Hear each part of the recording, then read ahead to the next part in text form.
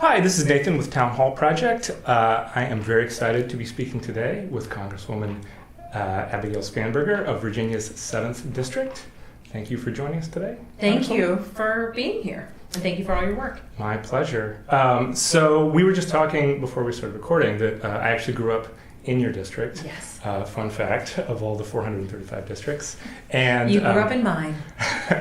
And I don't know if you've been to our website, but the way it works is you enter a zip code. Yes. To search for events, and I would always use the zip code I grew up in to test. And your predecessor was not very good about holding town halls, as you may recall. So I would always just do the 23233 to sort of test new parts of the website, and it would just be no result. That's probably not helpful because you didn't know if the website was working or. Well, we were testing other parts of the website. That was just my go-to zip code. And that was the zip code I grew up with, 23233. Okay. Establish our neighborhood. But now when I enter 23233, I get all sorts of great events that you're doing in the district, which is exciting for me on a selfish level, but also more importantly, great for the constituents of the 7th District. So thank you for bringing a new vibe, a new commitment to accessibility. Thank you. So why, beyond amusing me on the website, why is it important to you to meet regularly with your constituents face to face? Well, so before I was the representative for this district, I was a constituent in this district. And I didn't agree with my prior representatives, but for me it wasn't about the politics of agreeing with them or not agreeing with them. It was actually not being able to engage necessarily. And so when I was campaigning, I had a lot of people say, well, I'm just not sure that, I don't vote, politics isn't for me. And they would say these really broad brush, well, I don't know, kind of just cast away politics. And I found it really interesting. And I think at its core, because of course I would dig into it with people, is there was a lack of engagement. There wasn't any sort of personal connection. And admittedly, a town hall, if there's 100 people there, isn't a super personal connection, but it is a human interaction with your representative. So there's two pieces to why I think they're so important. One is to get that human interaction, to be available, to answer a question, to say, this is what I'm working on, this is what I'm excited about, to say, I've never had someone raise this issue with me before. Thank you for bringing it to me. I'll look into it.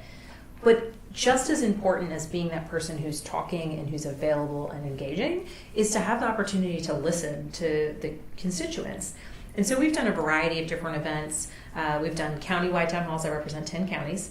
Countywide town halls announced in advance, varying locations. We have a long, skinny district through Virginia. So, a northern event, a southern event, a central event, so that people can know when they can come. And we did we did them in all 10 counties and then bonus ones last year.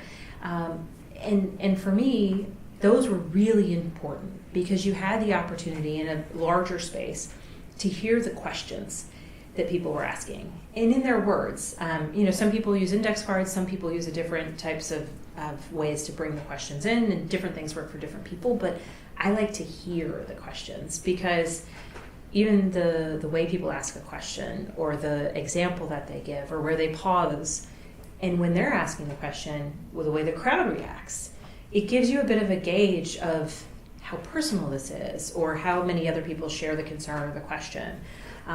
And to be able to hear the questions, it informs not just what do people want to talk about, but also in the question, in the examples, like that's their concern, that's their hope, that's their desire for the work that I am or am not doing.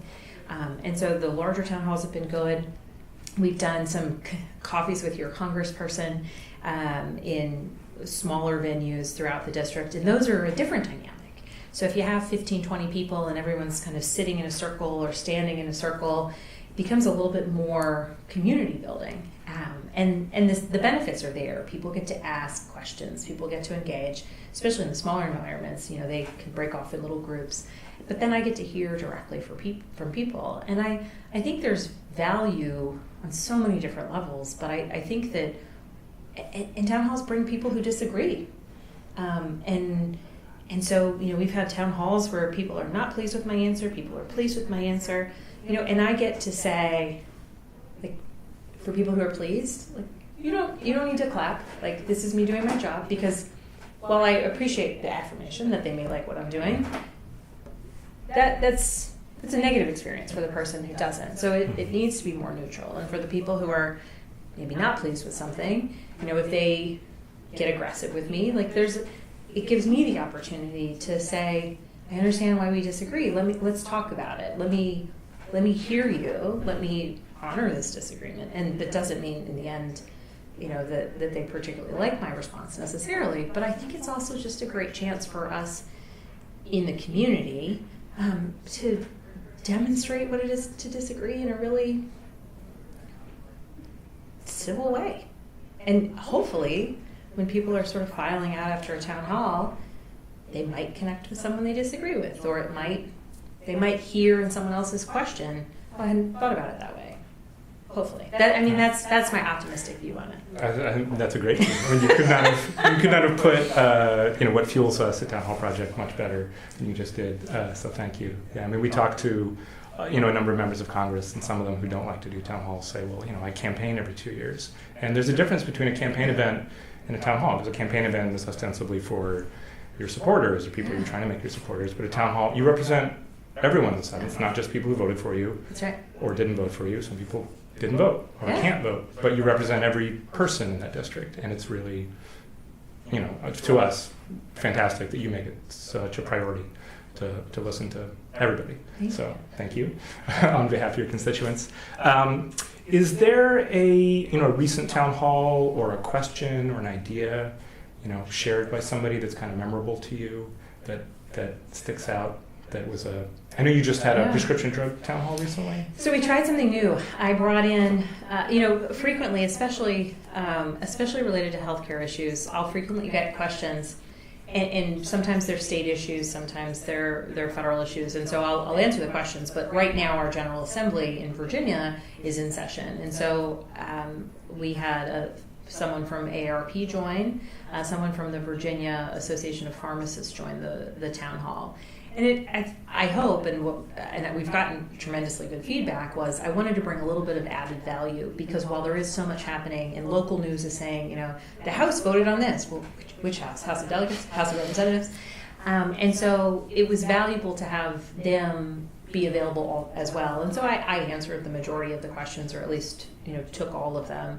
But they gave some updates of what's been happening in the General Assembly, and they gave additional answers, particularly when I answered one question from the federal perspective, and then they were there to give a little bit of the local or the state level perspective. But at the prescription drug town hall, at every town hall, it's a story about the choices people are making to buy their prescription drugs, and the hurdles that people go through. And so at this prescription drug town hall, we had one woman stand up and tell her story, and she's come to previous town halls. I've heard her story before, and I'm grateful that she's attended multiple town halls, but she's talked about how she's been denied, and she's diabetic and responds better to certain medication, and she gets denied, and she appeals it, and so it's triumphant, but no one should have to do what she's doing in order to get their life-saving medication covered. And then there was another gentleman who talked about a really expensive medication that he has to take every 3 months, and his copay is only $5. And so his question, and this was there was an earnestness to it, his question was, I know this is a very expensive medication, why am I only paying $5?